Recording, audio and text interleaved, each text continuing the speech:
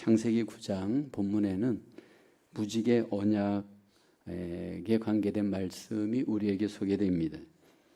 우리가 종종 비가 오고 난 뒤에 하늘에 무지개가 뜨는 것을 보게 됩니다.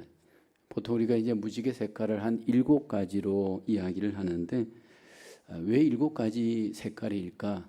챗GPT의 설명에 의하면 7가지 색깔이 아니고 많은 색깔인데 우리가 가장 구분하기 쉬운 7가지 색깔로 무지개 색깔을 구분한다. 그렇게 정리한 것을 보았습니다. 이 무지개가 동성애자들의 사실 상징으로 오용되어지고 있죠. 동성애자들은 다양한 어떤 그 무지개 색깔이 하나로 통일되어져 우리에게 나타내는 것처럼 다양한 성 정체성의 어떤 그 존중을 이유로 이 무지개를 동성애의 상징으로 오용하고 있습니다. 하나님께서 이 무지개를 우리에게 보여주시면서 하나님의 언약을 우리에게 증거하고 있고요. 하나님의 은혜의 약속을 우리에게 보증하고 있습니다. 오늘 성경에 하나님은 우리에게 언약하시는 하나님이신 것 우리에게 증거하고 있습니다. 하나님은 우리와 인격적인 관계, 말씀으로 인격적인 관계를 하시는 신실하신 하나님이십니다. 그래서 하나님께서 우리에게 약속을 하실 때 우리는 그것을 영어로는 이제 covenant라고 하는데 언약이다 그렇게 번역을 하고 있습니다.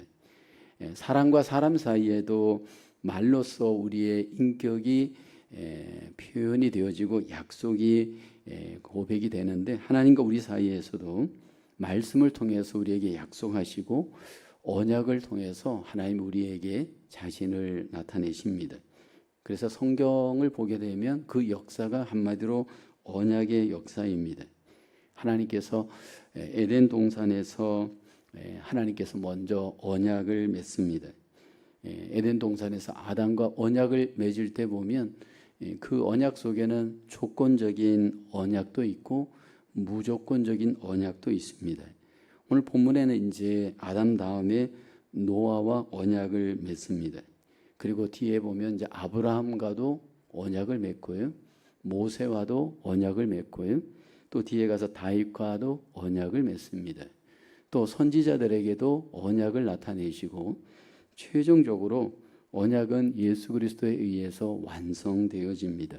그리고 그 언약되어진 내용들을 보면 우리에게 다 성취가 되어지고 지금도 성취가 되고 있고 장래에 또 성취가 되어집니다. 그래서 우리가 성경을 읽을 때 하나님의 그 언약을 잘 살펴서 보게 되어지면 그 언약이 오늘 우리 가운데 하나님께서 어떻게 약속했는지 일하시는지 잘 볼 수가 있습니다. 오늘 본문에 보면 이제 노아 시대에 하나님께서 세상을 홍수로 심판을 하셨습니다. 40주야 40일 밤낮을 하나님께서 홍수를 통해서 창조한 모든 세상의 만물들을 하나님께서 다 심판하시고 그리고 난 뒤에 노아에게 나타나셔서 무지개를 보여주시면서 언약을 맺습니다. 하나님께서 무지개를 통해서 언약을 하시면서 그 언약의 핵심은 복입니다. 하나님께서 심판하시고 난 뒤에 무지개를 보여주시고 보증으로 삼으시면서 인간과의 관계에서 무지개를 증거로 하여서 하나님이 놀라운 이제 언약의 약속을 하는데 대부분 그 내용들이 보면 복과 관련된 내용 또 우리 인간이 어떻게 하나님과 관계해야 하는지 그 내용이 소개됩니다. 첫째는 무지개 언약, 생육하고 번성하고 충만을 약속하는 언약입니다. 창세기 9장 1절에 말씀하죠. 하나님이 노아와 그 아들들에게 복을 주시며 그들에게 이르시되 생육하고 번성하여 땅에 충만하라. 하나님께서 홍수 심판 이후에 노아에게 나타나셔서 지금 언약을 맺으실 때 창조의 그 복이었던 생육의 복, 번성의 복, 충만의 복을 지금 언약을 하십니다. 본래 하나님께서 인간을 창조할 때 하나님은 인간에게 복을 주시기를 원하셨습니다. 에덴 동산의 아담에게 하나님께서 우선적으로 약속하신 것이 오늘 이 본문에 노아에게 했던 이 약속의 복이었습니다. 창세기 1장 28절 우리가 기억하는 내용이죠. 하나님이 그들에게 복을 주시며 아담과 하와를 의미합니다. 그들에게 이르시되 생육하고 번성하여 땅에 충만하라. 땅을 정복하라. 바다의 물고기와 하늘의 새와 땅에 움직이는 모든 생물을 다스리라 하시니라. 여기 하나님께서 인간에게 이 복을 주셨습니다. 그리고 그 복으로 인해서 인간은 이 땅에서 풍성한 삶을 살도록 하나님이 창조하셨습니다. 범죄 이전의 인간의 삶은 생육하고 번성하고 충만하여서 이 땅에서 풍성한 삶을 살았습니다. 근데 범죄한 이후에 인간은 이 모든 하나님의 복을 다 잃어버리게 됩니다. 그리고 복이 충만하였던 삶이 죄가 충만한 삶으로 이제 바뀌어지게 됩니다.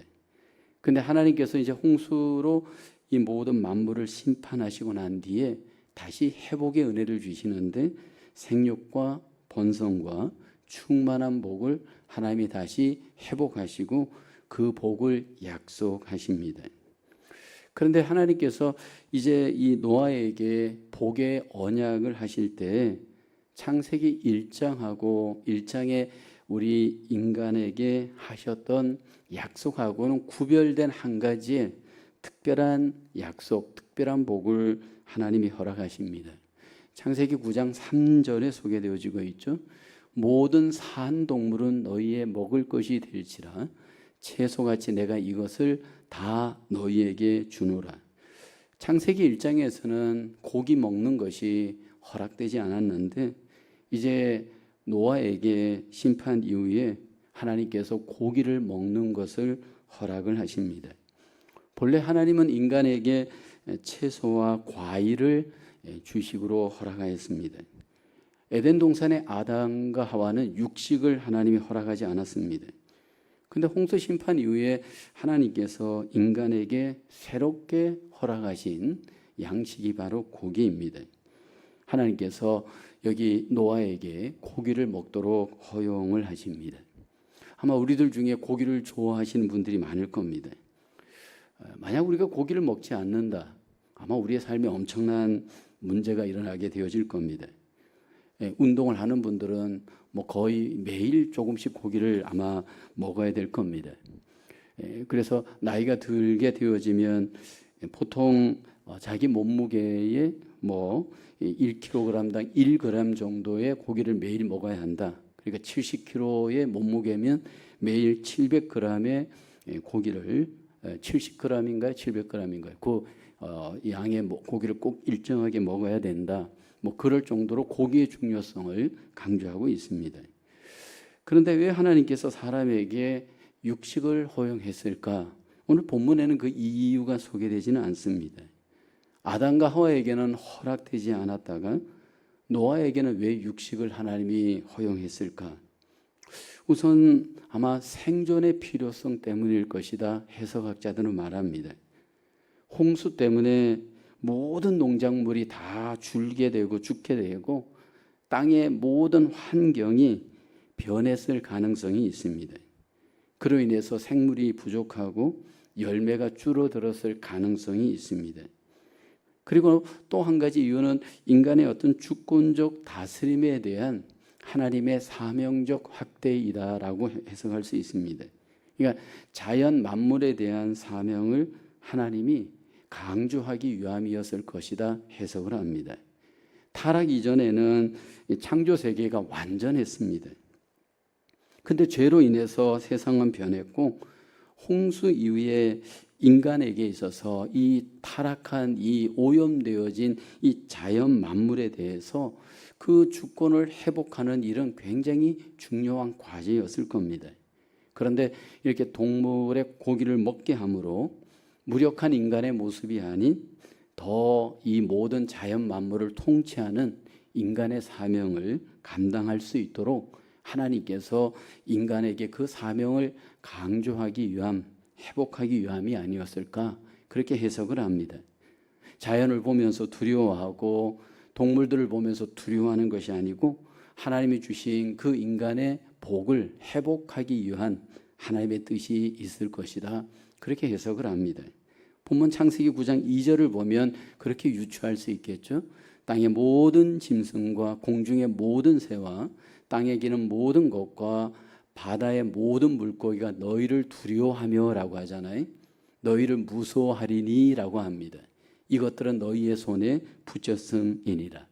하나님께서 본래 인간에게 이 자연 만물을 통치할 수 있는 복을 주었는데 심판으로 인해서 두려워하는 그 인간의 약함을 하나님이 극복하고 인간의 그 모든 하나님이 주신 이 사명을 회복하기 위한 하나님의 뜻이 있을 것이다. 이 구절을 근거로 우리는 생각할 수가 있습니다.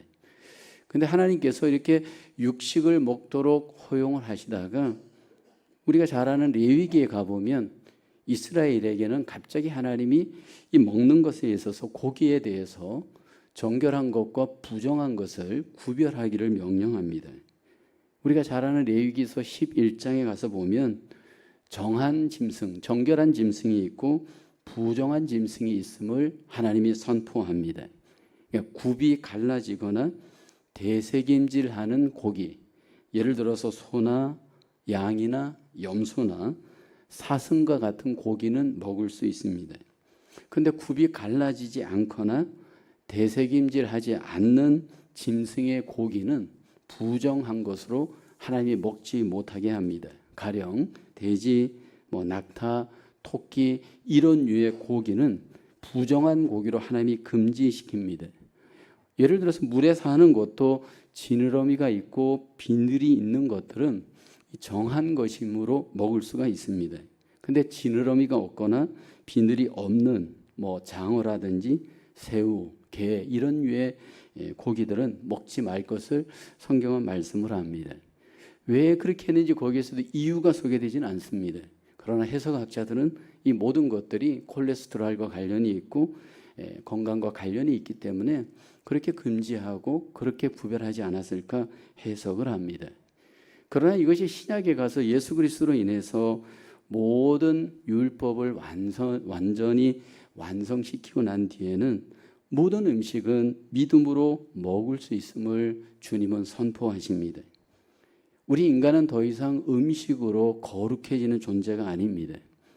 아직까지도 안식교회 같은 경우에서는 어떤 그 특별한 음식, 구별된 음식을 먹음으로써 우리가 정결해지는 것처럼 그렇게 강조하는데 복음 안에서 우리는 하나님이 모든 음식은 믿음으로 먹을 때 더 이상 그것이 우리의 어떤 거룩과 정결을 결정하는 것은 아니다. 그렇게 성경은 말씀을 합니다.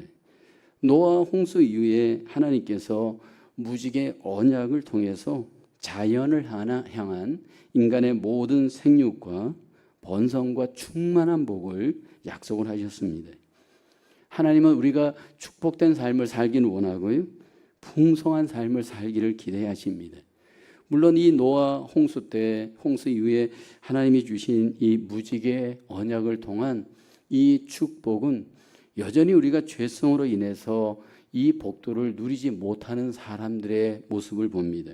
그런데 복음 안에서 하나님이 우리에게 주신 은혜와 복은 이 노아의 언약의 복, 아담의 그 언약의 복이 우리에게 그 복으로 회복이 됩니다. 예수님이 이 땅에 오신 것은 단순히 우리에게 죄로부터의 구원만이 아니고 구원 이후의 풍성한 삶을 위해서 우리에게 오셨습니다. 그래서 예수 그리스도를 구주로 믿고 믿음으로 사는 하나님의 백성들은 이 땅에서 생육의 복, 번성의 복, 충만의 복을 누릴 수 있는 은혜가 회복되었습니다. 복음으로 말미암는 삶은 단지 구원에 머물지가 않습니다. 구원을 넘어서 하나님이 주신 이 복을 풍성하게 누리는 그 복을 하나님이 우리에게 약속하셨습니다.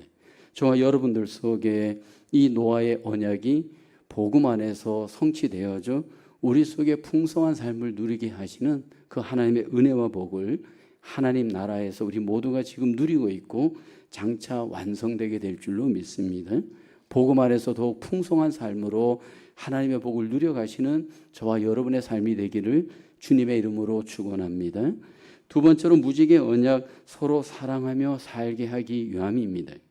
오늘 본문 4절을 보게 되면 그러나 고기를 그 생명되는 피채 먹지 말 것이니라. 하나님께서 노아에게 분명히 동물 고기를 먹게 하셨지만 여기 보면 피채는 먹지 말아라. 그렇게 제한적 명령을 내리십니다. 만약에 피채 먹으면 어떻게 될 건가? 5절에서는 이렇게 경고를 하죠. 내가 반드시 너희의 피 곧 너희의 생명의 피를 찾으리니 짐승이면 그 짐승에게서 사람이면 사람의 형제면 그에게서 그의 생명을 찾으리라 말씀을 합니다. 분명히 고기를 먹도록 허락하셨지만 고기를 피채는 먹지 말라는 겁니다. 여기 피채 먹음으로 인해서 만약에 생명을 해하는 일이 있게 되어지면 하나님께서 그 부분에 대한 분명한 하나님의 징계가 있을 것을 말씀을 합니다. 만약 우리가 짐승을 피채 먹게 되어지면 어떤 일이 벌어질 것인가? 인간의 강포함이 분명히 발전하게 되어집니다. 동물을 산채로 피채로 먹게 되어지면서 결국은 그 피에 대한 그 단련된 우리의 이 죄성은 사람을 죽이는 피 흘리는 일조차도 쉽게 감당할 수 있기 때문입니다. 우리 인간이라고 하는 죄성을 보게 되어지면요, 원래 하나님께서 우리를 창조하셨을 때는 아담과 하와는 하나님의 형상으로 창조했지만 범죄하고 난 이후에 우리의 존재는 기본적으로 우리 안에 죄성이 있습니다. 그래서 홍수 심판 이전에 우리 인간들의 그 모습에 대한 성경의 말씀을 보면 죄성으로 충만하였고 죄악이 강포하였음을 성경은 말하죠. 이미 생각 자체가 날 때부터 그 생각이 악하였다라고 성경은 말씀을 합니다. 그리고 하나님은 노아에게 분명히 은혜를 베풀어 주시지만 사람들의 그 본성이 악한 것, 그리고 그 죄성이 피를 흘리는 것을 좋아하는 것을 하나님께서는 이미 다 알고 계십니다. 하나님은 하나님의 형상대로 지음을 받은 인간들을 최소한 보호하기 위하여 피채 동물을 먹는 그 고기를 먹지 못하도록 그렇게 하나님이 금기시킵니다. 그래서 오늘 본문에 보면 하나님이 자기 형상대로 사람을 지었음이라 그렇게 오늘 성경은 말씀을 하고 있습니다. 우리가 노아 홍수의 사건을 통해서 하나님이 지금 동물들의 고기를 피채 먹지 말게 하는 그 이유 중에 하나를 사람의 생명과 연관시키되 하나님의 형상과 연관을 시키고 있습니다. 하나님은 사람을 하나님의 형상대로 지으셨습니다. 그리고 그 하나님의 형상대로 지은 그 인간에 대해서 하나님은 가장 귀하게 여기십니다. 그러니까 우리 각 사람이 전부 지금 하나님의 형상대로 다 지음을 받은 그런 귀한 존재인데 창세기 1장에서 우리가 하나님의 형상을 같이 그 의미를 나눌 때 그 의미가 어떤 것인지 우리가 나누었습니다. 하나님의 형상을 닮았다는 것은 하나님의 영적인 속성, 인격적인 속성을 닮았다라는 의미입니다. 왜냐하면 하나님은 우리가 하나님과 관계하기 위해서, 교제하기 위해서 하나님을 닮아야 되었습니다. 영이신 하나님을 닮게 우리를 영으로 만들었고 인격적이신 하나님이기 때문에 우리를 그 하나님의 인격적인 요소로 우리를 만들었습니다. 그래서 아담은 하나님과 교제가 가능했고 동행이 가능하였습니다. 그리고 하나님을 닮았기 때문에 만물을 다스릴 수 있는 이성적인 능력, 분별의 능력이 아담에게 있었습니다. 그 귀한 인간을 이제 결국 죄가 들어오면서 그 형상이 깨어집니다. 형상이 깨어지지만 여전히 인간은 귀한 존재입니다. 우리가 이제 보통 질문을 할 때 하나님을 닮은 이 형상이 죄로 인하여서 파괴되었다면 어느 정도로 파괴가 되었을까 질문하시는 분들이 있습니다. 우리는 성경에서 우리 인간을 전적으로 부패한 존재로 말합니다. 그런데 이 전적으로 부패했다는 것은 하나님의 형상이 전적으로 파괴되었다, 부패했다 의미이지 소멸되었다 의미는 아닙니다. 아무리 우리가 죄를 지었고 하나님 앞에 범죄하였을지라도 여전히 우리 안에는 하나님의 형상이 남아 있습니다. 부패한 하나님의 형상이 남아 있습니다. 근데 하나님께서는 그 부패한 우리의 인간의 형상을 존중하고 그리고 그것이 보호받기를 하나님은 원하십니다. 우리가 예수 그리스도를 믿고 난 뒤에 하나님이 우리에게 구원의 은혜와 더불어 구원받은 자들에게 주시는 또 하나의 은혜가 뭐냐 하면 하나님의 형상이 회복되어지도록 은혜를 베푸십니다. 점진적인 과정을 통해서 우리가 하나님의 형상을 회복되게 하십니다. 그래서 하나님은 하나님께서 만든 이 모든 인간들이, 하나님의 형상으로 만든 모든 인간들이 너무너무 존귀한 존재입니다. 예수님을 믿어도 믿지 않아도 모든 인간은 하나님 앞에 존귀한 존재입니다. 그래서 하나님은 그 존귀한 인간이 피 흘리며 그 생명을 잃어버리는 것 하나님의 뜻이 아닙니다. 그래서 이 땅에 오셨던 예수님은 한 영혼을 천하보다 귀하게 여기시고 구원받지 않아도 구원받아도 하나님은 모든 사람을 존귀하게 여깁니다. 그래서 오늘 본문에 하나님께서 피를 흘리지 못하게 하면서 그 가장 큰 이유는 하나님의 형상으로 창조되어진 인간을 사랑하시고 보호하시기 위함입니다. 오늘 우리가 인생을 살아가면서 우리 안에는 이 죄악의 못된 본성이 있습니다. 그리고 그 못된 본성을 또 들어가 보면 피를 흘리는 것을 알게 모르게 우리는 좋아하는 그런 본성이 우리 안에 숨겨져 있습니다. 그걸 언제 우리가 알 수가 있느냐 하면 우리가 보통 이제 운동을 할 때 이게 막 굉장히 막 그 치열한 운동들, 피를 흘리는 막 그런 운동들 또는 그런 피 흘리는 전쟁 영화를 보면 사람들이 굉장히 좋아합니다. 특히 이제 남자들 같은 경우에 아마 이 전쟁 영화를 대부분 좋아합니다. 저의 경우에도 이 영화를 보면, 이 전쟁 영화를 보면 카타르시스가 됩니다. 예를 들어서 뭐 여러분들이 아마 보았던 영화 중에 글라디에이러라는 영화나 뭐 트로이 영화, 뭐 알렉산더 같은 영화들은 전부 다 팩트에 근거한, 역사성에 근거한 전쟁 영화잖아요. 근데 이런 영화들을 보면 엄청난 사람들이 죽습니다. 근데 그것을 보고 안타까워하는 게 아니고 알게 모르게 그 안에서 희열을 느낍니다. 물론 저희는 이제 그런 영화를 보면서 어떤 유익을 얻느냐 하면 리더십의 유익을 얻습니다.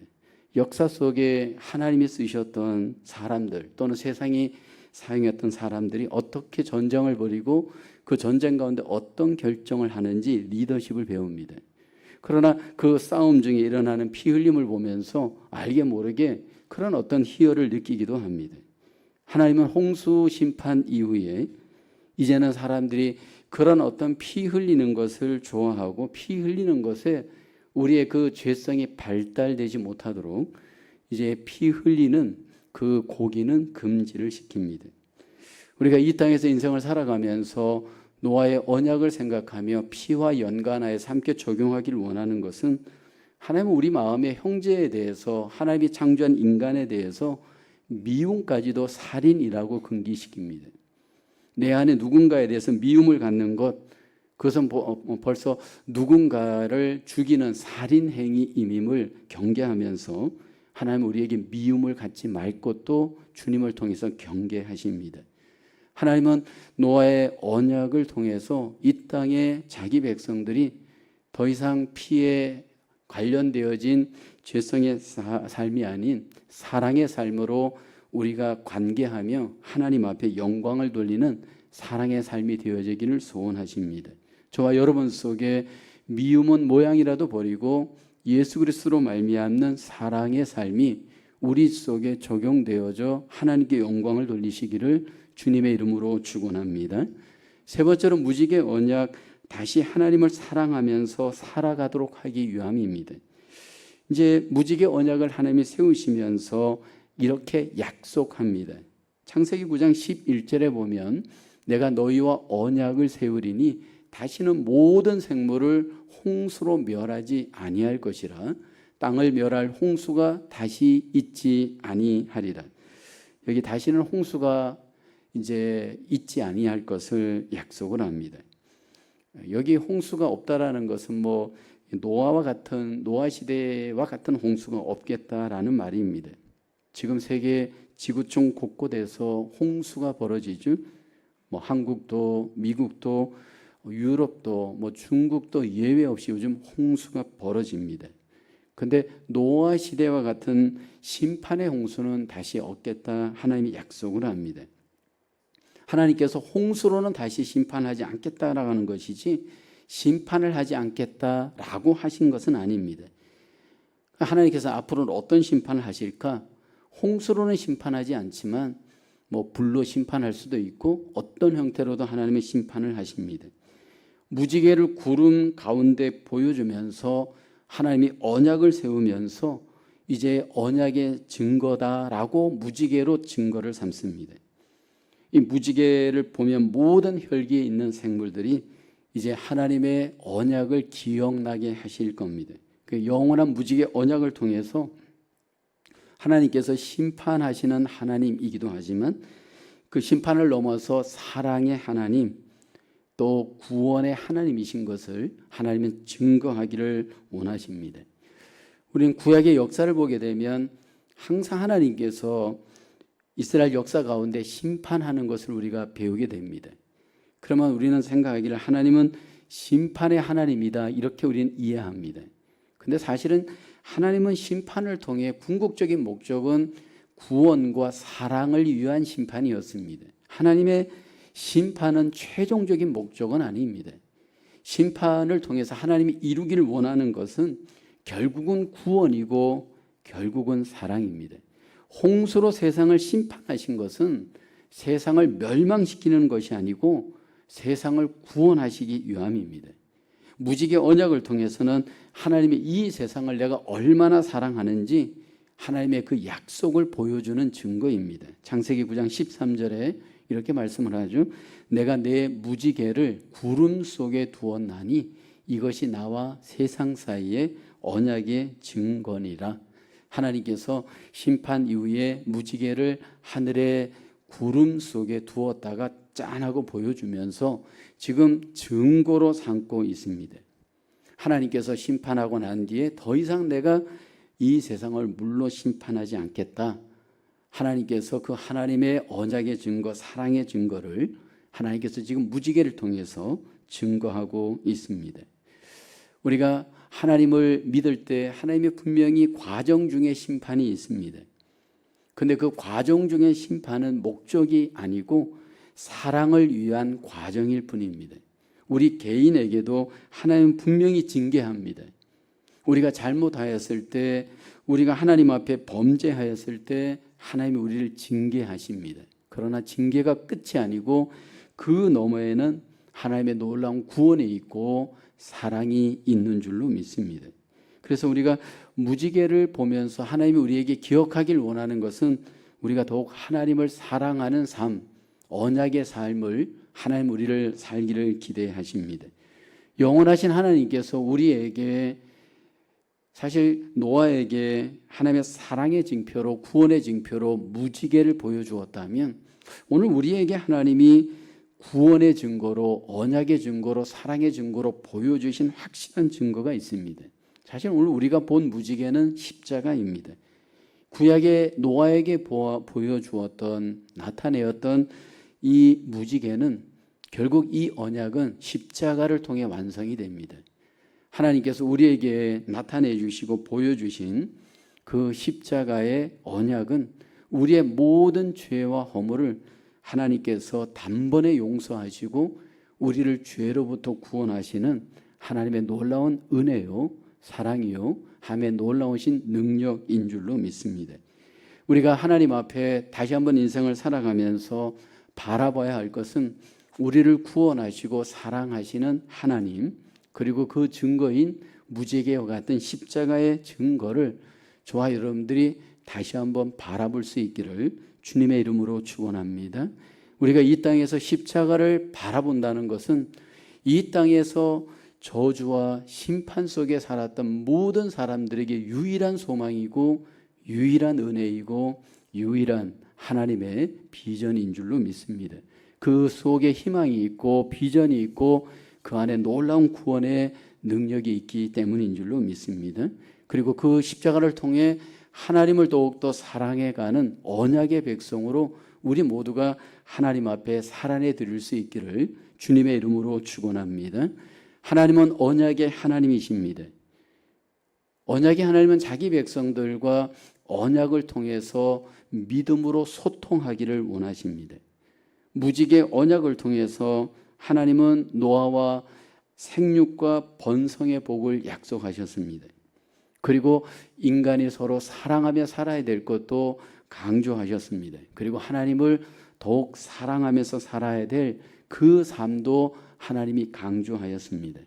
그리고 그 무지개 언약은 우리에게 예수 그리스도의 십자가로 완성이 되었습니다. 저와 여러분들이 십자가를 믿고 그 언약을 믿는다면 우리의 삶은 풍성한 삶으로, 이웃 간의 사랑의 삶으로, 하나님과의 관계가 사랑의 삶으로 완성되어져야 할 줄로 믿습니다. 복음 안에서 저와 여러분들이 십자가를 통해서 얻은 그 은혜와 사랑, 그 언약의 삶이 사랑으로 풍성한 삶으로 더욱더 경험하고 완성되어지고 성취되어지는 매일매일의 삶으로 우리 모두가 승리할 수 있기를 주님의 이름으로 축원합니다. 기도하겠습니다. 은혜가 풍성하신 하나님, 우리에게 십자가의 은혜를 베풀어 주시고 죄로부터, 세상으로부터, 마귀로부터 우리를 구원하시고 풍성한 삶, 사랑의 삶을 살 수 있도록 은혜와 능력을 주심을 감사합니다. 십자가를 바라보며 날마다 이웃을 사랑하고 하나님을 사랑하며 풍성한 삶으로 회복되어지는 하나님의 언약의 백성들 되게 하여 주시옵소서. 죄와 사망으로부터 자유하게 되었고 이제는 하나님께 속한 하늘의 귀한 시민, 하나님의 귀한 백성이오니 날마다 주를 위하여 믿음으로 사랑으로 풍성하게 승리하며 이 땅 남은 생애가 더욱 소망의 비전의 삶을 살아가는 하나님의 자녀들로 우리 모두가 승리할 수 있도록 하나님 붙잡아 주시옵소서. 이 한 주간도 믿음 안에서 하나님이 기뻐하신 언약의 백성 십자가의 삶으로 하나님께 영광 돌리며 한날에 또 남은 생에 항상 하나님 앞에 하나님 풍성하게 승리하는 저희들 되게 해주시기를 소원하옵고 예수님의 이름으로 기도하옵나이다. 아멘.